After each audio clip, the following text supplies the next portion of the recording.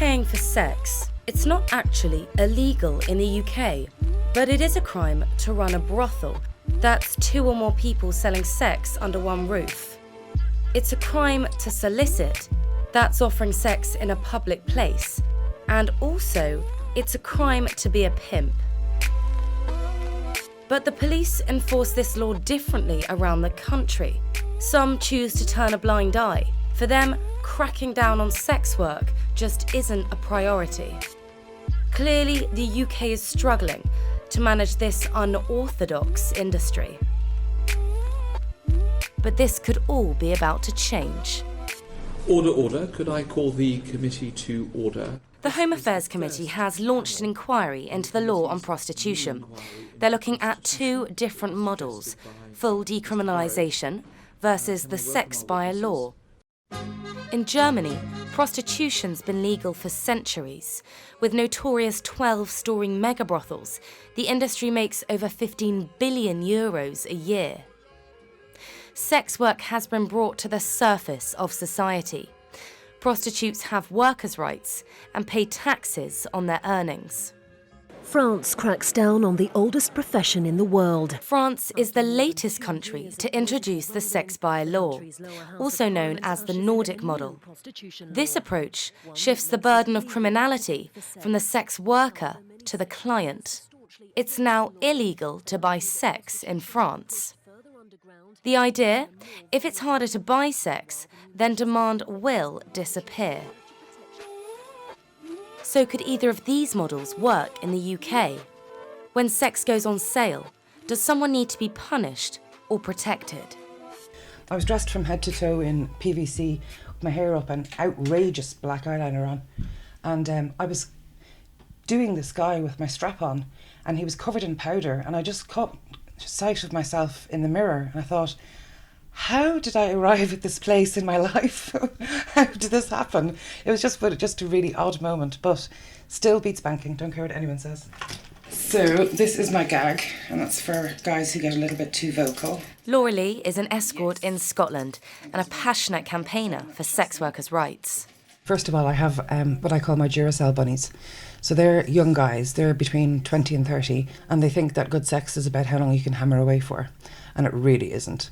And they come and see me for a wide variety of reasons. Sometimes the wife is no longer interested in sex, or maybe it's a particular fetish that they really, really love and just haven't got the nerve to ask for. I also work with a lot of disabled clients and terminally ill guys too, and that's quite challenging. And then finally I have my old dudes. And they're it's not going to be swinging from chandeliers at that point in time. So they're more about companionship and cuddles. They're lovely. Were the law to change, how I would feel about my clients as criminals would be, I'd be absolutely disgusted, because as far as I'm concerned, they're not doing anything wrong. You're just interfering in private people's business. The stigma associated with buying sex often means punters are reluctant to speak out.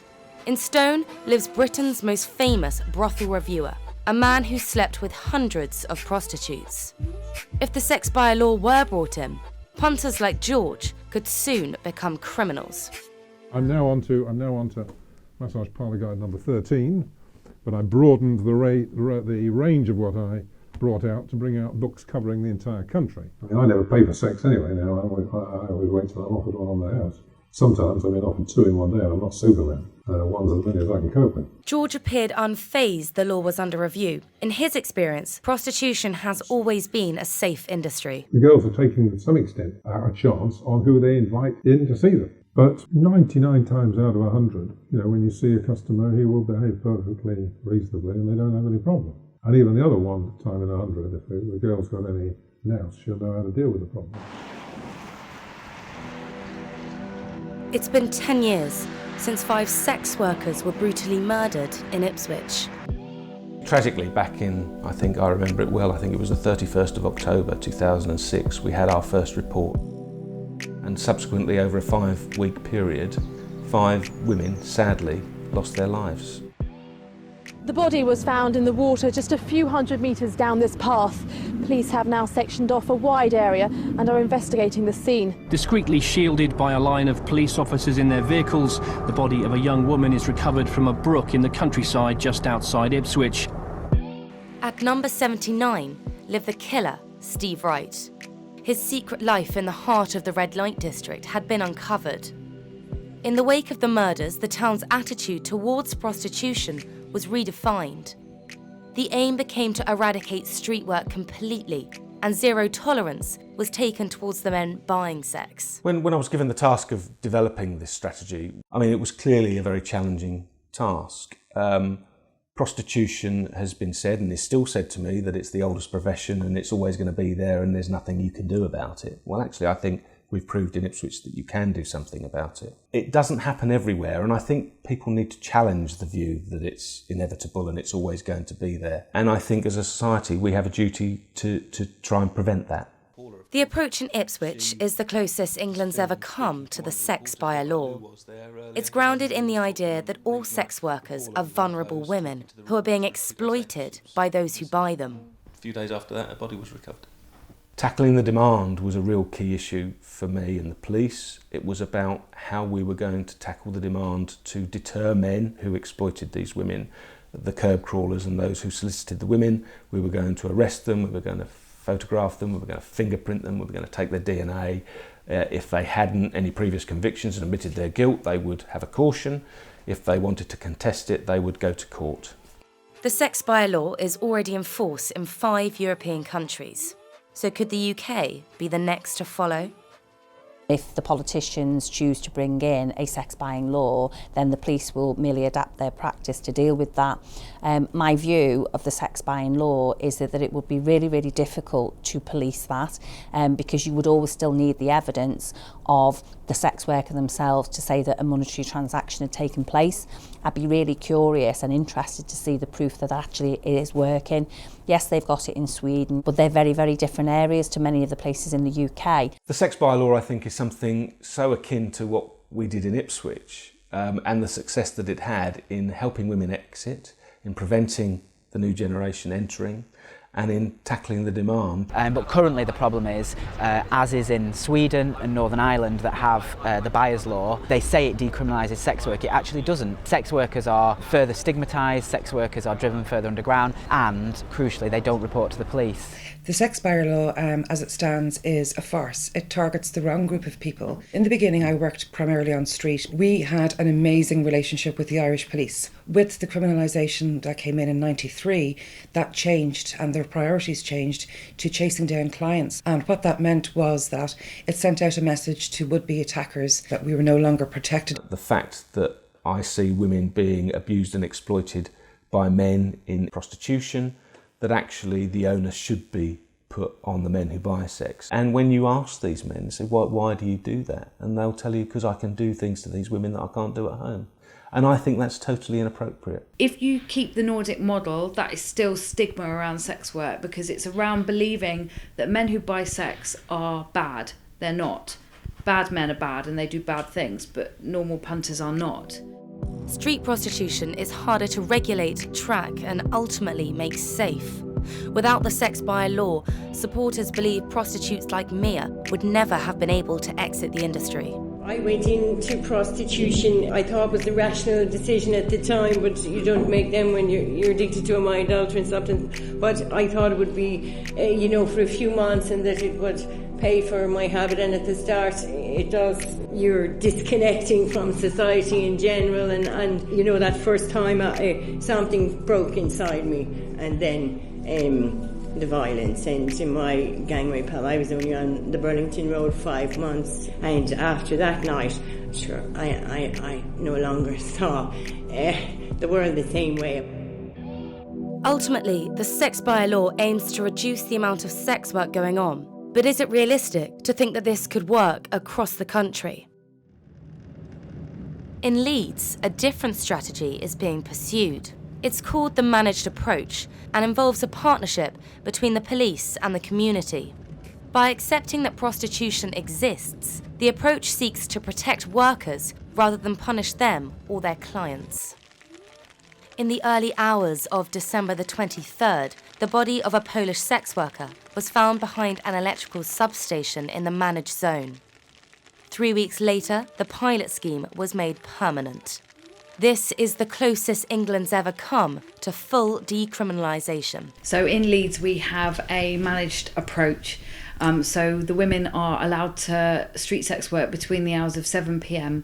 and 7 a.m. as long as they abide by a set of rules, which is to stay within the area, stay within the times, no antisocial behaviour, no working outside of buildings that are obviously operating as businesses, and not to drop sort of litter like condoms and needles and things like that.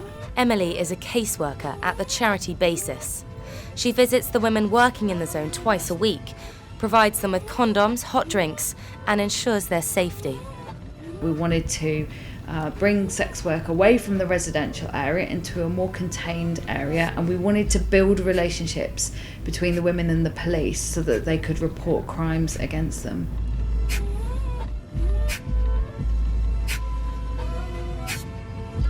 It's not just an area carved out that women can work from, it's a well thought out approach. It's not perfect, there's a long way to go. What we would like is full decriminalisation of sex workers, but it does address some of the things that we were seeing. The things that we really want to tackle are really serious crimes such as exploitation of women, rapes and sexual assaults, and also trafficking, and all those really, really important things.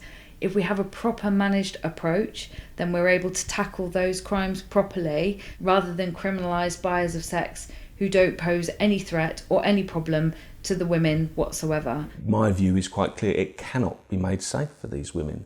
And we've seen recently in what they call a managed zone in Leeds, which is sort of going down that route, if you like, of trying to say that we're never going to change it. So actually, if we provide a managed zone where there will be no criminalisation of either punters or women who work on the street, it will make things safer. Well, clearly a young woman died, tragically.